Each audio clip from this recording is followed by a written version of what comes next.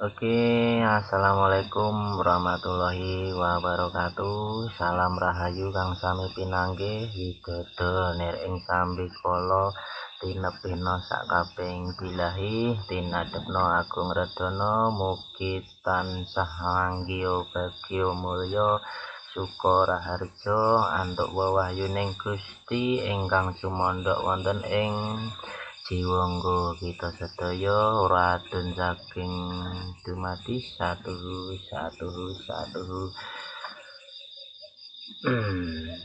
pakai bahasa Indonesia aja ya.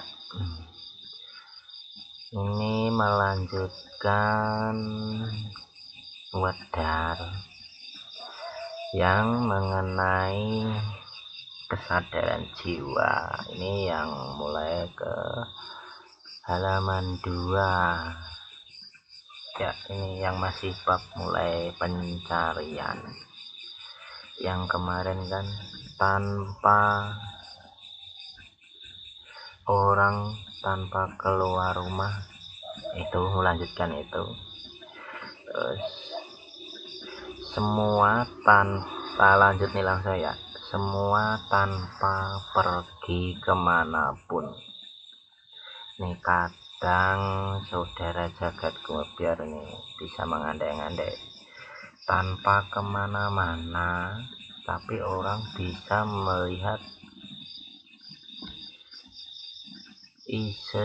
isinya surga dan bumi. Tanpa pergi kemanapun, melihat semuanya ya, melihat semuanya tanpa melihat dengan mata fisik. Agak unik kan? Tidak melakukan sesuatu tapi mencapai tujuan.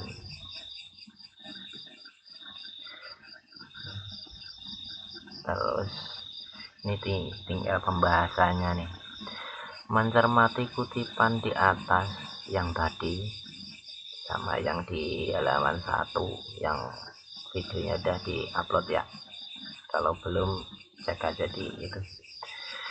Jelas bahwa Losu itu berbicara mengenai semua yang ada di surga dan di bumi. Kata-kata semua yang ada itu berarti ya udah termasuk segala rahasianya. Jadi nggak cuma bentuk fisiknya, melihatnya itu enggak, bendanya itu enggak. Kalau bilangnya semuanya berarti ya rahasianya pun juga bisa dilihat. Rahasia apa? Rahasia sang pencipta.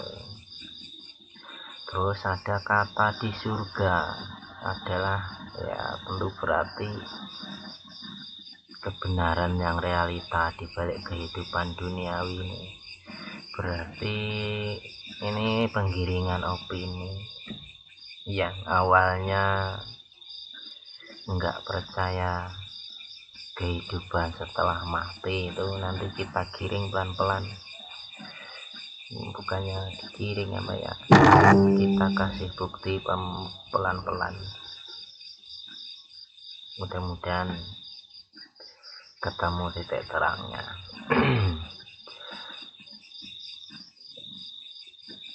Apakah hal ini kedengarannya mustahil?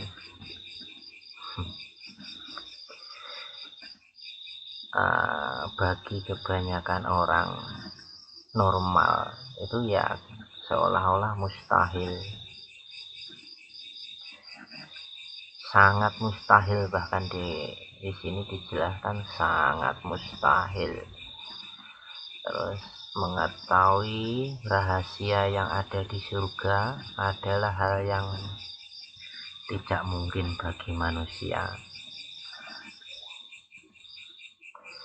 Terus untuk mencapai orbit planet Jupiter saja, planet yang ada di tata surya kita, itu sebuah satelit modern aja membutuhkan waktu beberapa tahun.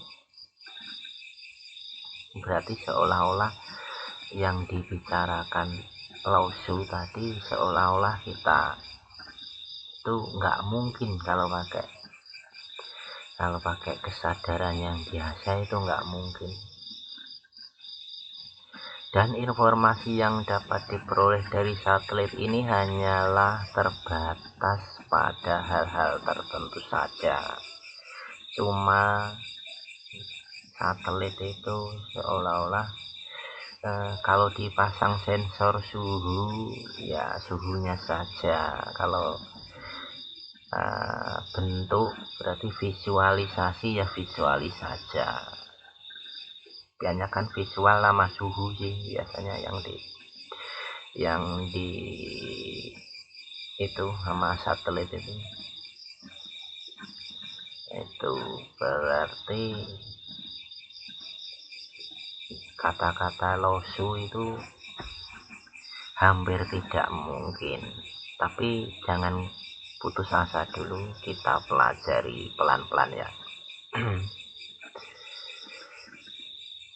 Nah, mengenai sebuah planet yang relatif dekat dengan bumi, jangan bicara surga dulu ya, planet aja dulu yang paling dekat, yang bisa dibuktikan secara ilmiah.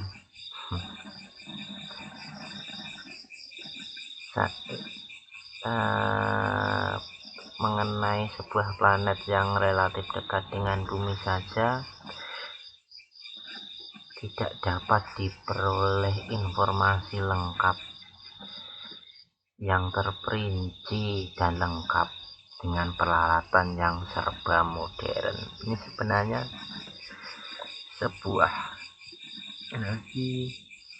sebenarnya seiring berjalannya waktu itu semakin maju apa semakin mundur, itu juga jadi sebuah pertanyaan, mudah-mudahan terjawab nanti di ujung pembahasan. Apalagi jika kita membicarakan rahasia yang tempatnya saja tidak diketahui, entah di mana. Tuh, ini sebenarnya orang tuh meragukan ini, tempatnya surga itu di mana? Tempatnya surga itu jangan kok surga, tempatnya Tuhan itu di mana aja kan masih jadi misteri.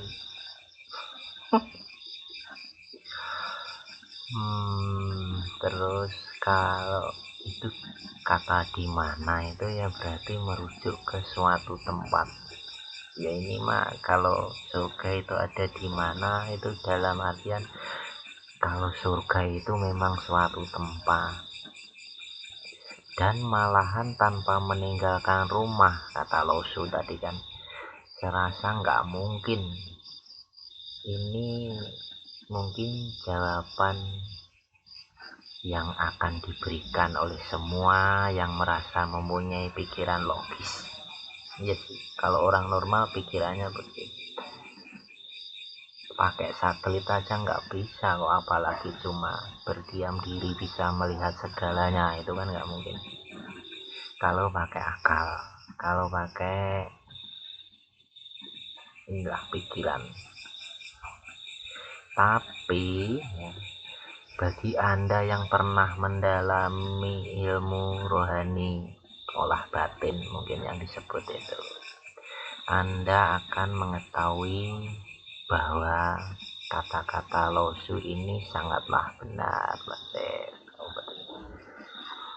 Jadi sebenarnya fungsinya olah rohani, olah batin itu buat apa? Emang bertujuan mengetahui bisa yang seperti yang dikatakan Lausu tadi, apa buat mendekatkan diri sama yang kuasa, apa bagaimana? Tergantung dari pribadi masing-masing. Tapi kajiannya istilahnya pembelajarannya itu hampir mirip di semua spiritualis. Nanti setelah pembahasan buku ini selesai, ntar kita bahas yang agak mendalam lagi, karena pondasinya dari buku ini aja. Kalau yang spesifik ajaran yang setengahnya agak tertutup itu banyak, dan syarat masuknya baiatnya agak susah. Mendingan kita belajarnya pakai buku ini aja, yang jika ini ditonton oleh orang luar juga enggak apa-apa.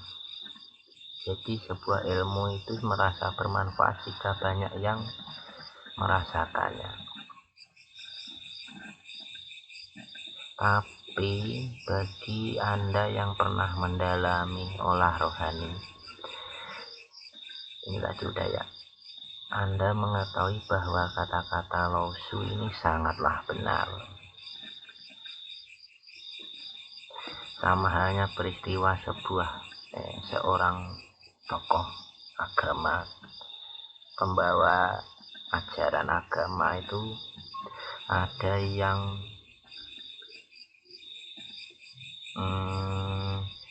dari tempat tinggalnya menuju ke kota A, misalkan kita sebutnya kota A aja, menuju kota A, terus habis itu naik ke langit itu hanya semalam, dan itu justru malah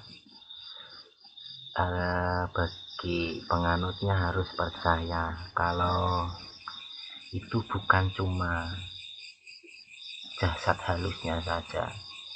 Dia harus meyakini bahwa itu jasad halus dan kasar, dan itu kalau kalau dicerna secara logis kan nggak mungkin itu bisa dipercayai cuma dengan iman. Nanti pembahasan setelah buku ini aja mendalamnya ya.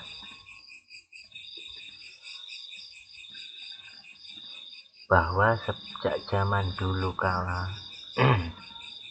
segelintir kecil master, ini yang dimaksud master ini orang yang telah berhasil mempelajari olah rohani lah,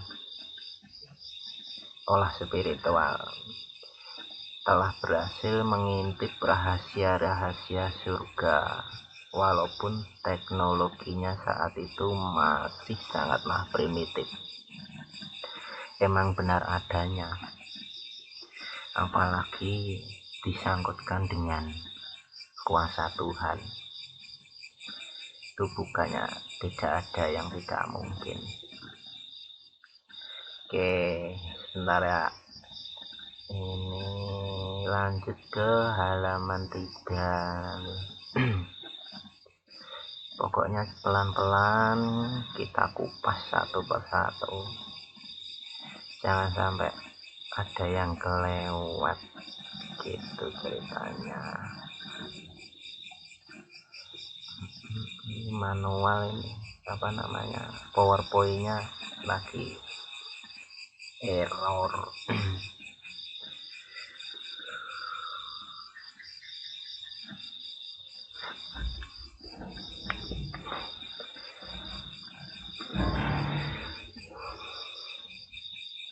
Tentu saja ini karena sebagaimana disebutkan, seluruhnya dapat dipelajari tanpa meninggalkan rumah. Kalau yang dibilang master tadi bisa melihat rahasia-rahasia yang di alam sana, di surga apa di mana, itu ya tentu bisa, karena kata kuncinya yang dari Lao-Tzu tadi, seluruhnya dapat dipelajari tanpa meninggalkan rumah.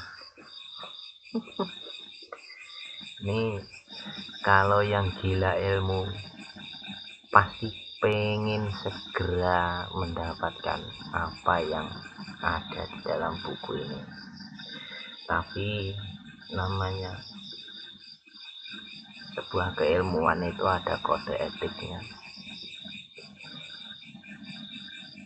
Dan barang siapa yang melupakan awalan, dia niscaya tidak akan dapat mengakhirinya dengan kesempurnaan. Ya emang harus dirunut pelan-pelan. Oke, kita lanjut ya. Bagaimanakah caranya seorang dapat mengetahui semua yang ada di surga dan di bumi tanpa meninggalkan rumah? Ini pertanyaan lagi malan. Berarti pertanyaan-pertanyaan yang pertama di pengantar dan penduluan itu kan belum terjawab. Ini malah ada muncul lagi pertanyaan-pertanyaan. Emang ini babnya pencarian. Ya, semua itu unek-uneknya dijadikan pertanyaan semua. Sebuah jawaban yang sangat mudah yang sudah dikenal oleh banyak orang ialah meditasi.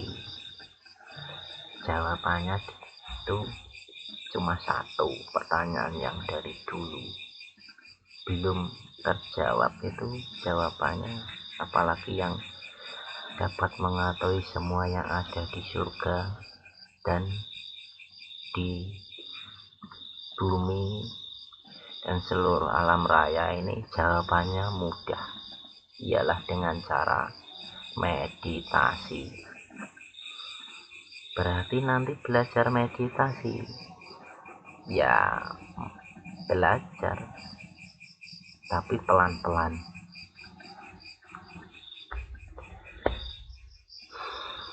Dengan meditasi, seorang hanya perlu duduk di rumah sendiri dan dapat memperoleh pengetahuan atas semua yang ada di surga dan di bumi. Kayaknya harus saya stop sampai halaman ini. Habis ini bukan apa-apa, biar ini mentalnya biar dapat dulu.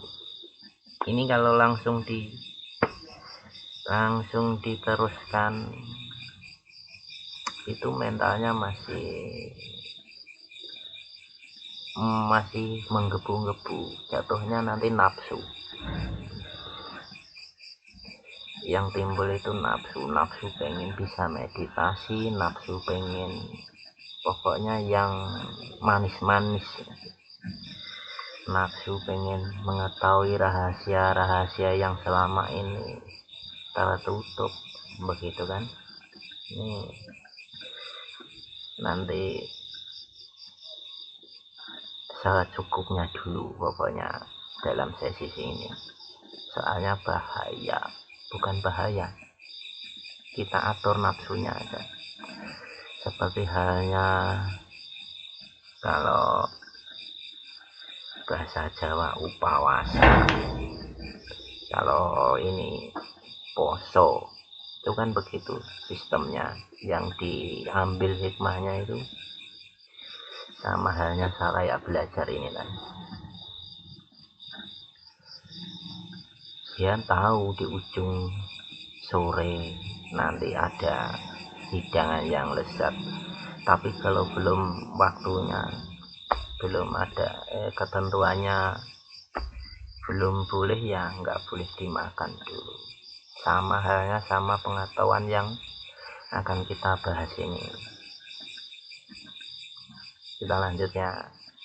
Dengan meditasi, seorang hanya perlu duduk di rumah sendiri dan dapat memperoleh pengetahuan atas semua yang ada di surga dan di bumi. Enak amat ya.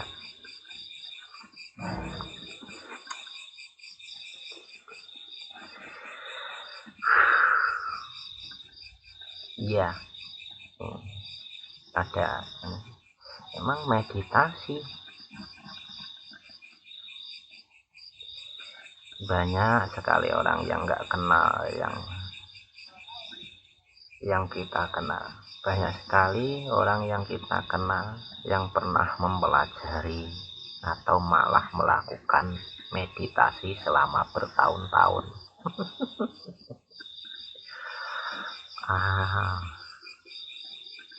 Jangankan mengetahui semua rahasia di bumi dan di surga, untuk mengetahui rahasia di bumi saja kebanyakan orang masih belum dapat memperolehnya melalui meditasi.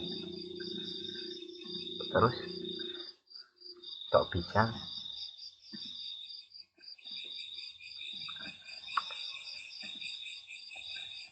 Nanti aja, nggak usah ini ngalir aja ya, maunya seolah-olah nggak usah banyak dijelasin aja. Jadi kalau banyak clue makin penasaran, yang saya takutkan timbulnya malah nafsu pengen segera menguasai, nafsu pengen segera mempelajari, itu kan nafsu. Kita tata pikirannya dulu. Misalkan gini, keilmuan itu sama aja dengan wahyu. Keilmuan itu ya mirip.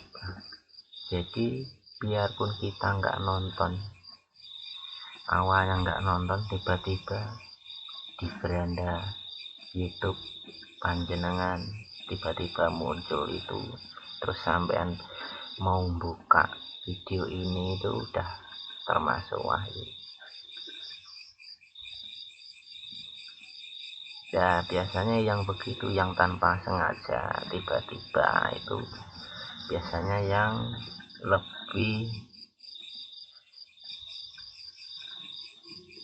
apa ya bilangnya ya, berhasil lah, karena dia bukannya nafsu tapi udah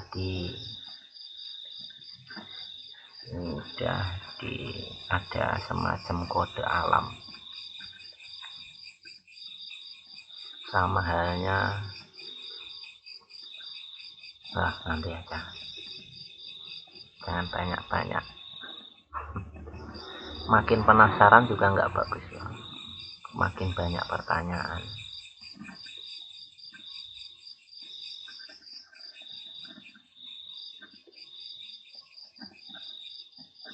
Ini banyak sekali yang kita, orang-orang yang di sekitar kita yang pernah kita kenal itu udah pernah melakukan meditasi dengan cara masing-masing ya,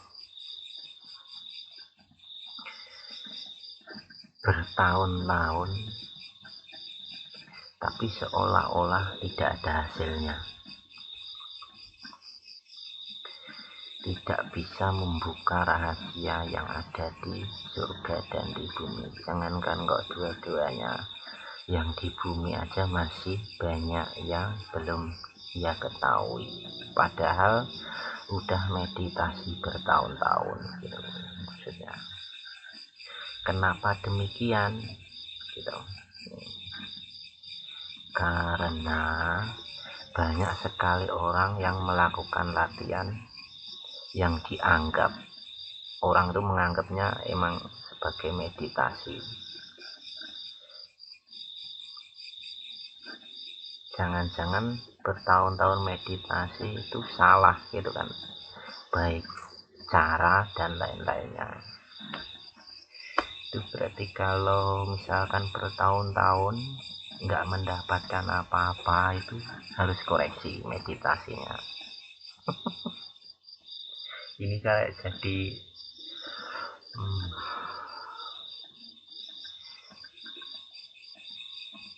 padahal latihan yang dianggap sebagai meditasi, padahal latihan tersebut bukan meditasi. Sudah dijelaskan di sini. Takutnya itu cuma latihan meditasi, belum masuk ke sesi meditasi yang sebenarnya.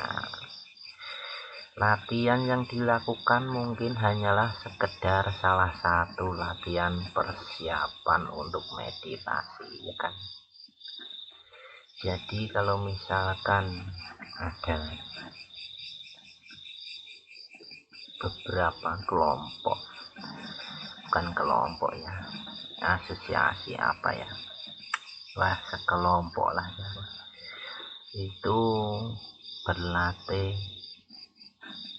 olah nafas dan lain-lain, itu sebenarnya emang setarnya mungkin di situ, tapi itu belum masuk dari bagian meditasi, itu baru latihan meditasi. Meditasinya gimana ya, olah nafas itu gitu kan biasanya ya, itu terserah, ini tergantung kepercayaannya masing-masing. Kalau menurut saya itu memang baru belajar meditasi. Biasanya kan memperhatikan keluar masuknya napas dan lain-lain. Ada yang mencari, yang menambahin lah, ngasih olah napas, dikasih embel-embel doa tertentu yang asalnya dari luar. Bukan doa, kita nyebutnya mantra aja biar enggak itu sebenarnya ya tergantung dari kepercayaannya masing-masing aja gitu ya. Dan nanti pokoknya yang bisa merasakan ya si pelaku sendiri. Sebenarnya ini udah masuk ke proses meditasi apa baru latihan meditasi gitu. Oke, kita lanjut.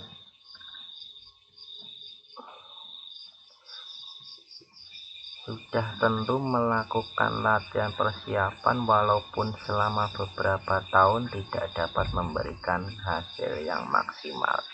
Kalau cuma latihan itu ya biarpun sampai bertahun-tahun nggak bakal ngefek, biarpun ngefek sedikit dan itu kebanyakan halusinasi halusinasi. Oh gini contohnya ya, saya mau meditasi sambil baca, nggak usah itu, bilangnya kita mantra terus bisa lihat jin,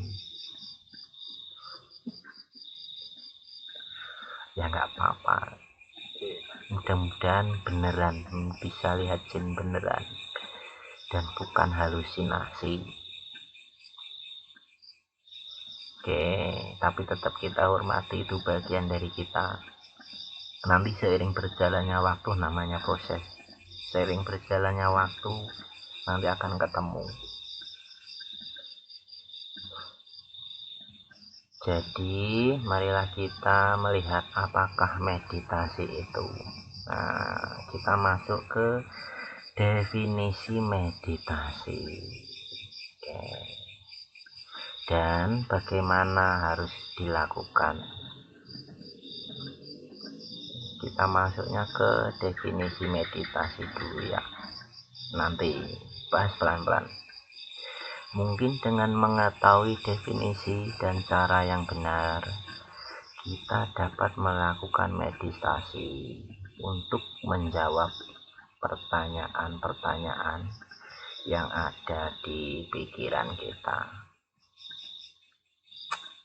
Gitu ceritanya. Udah habis ini, udah dulu aja. Oke, tetap pantau terus channel Jagat Gumebyar ya. Ini belum ke isinya kan, baru pembukaan. Jadi besok masih bisa dilanjut. Terus kemudian nanti kalau sudah masuk ke praktek intinya, persiapannya nanti agak dikasih jeda. Oke, tetap pantau terus. jagat gumit biar jangan sampai ketinggalan bahaya. Terima kasih, salam rahayu, hang sami pinangki.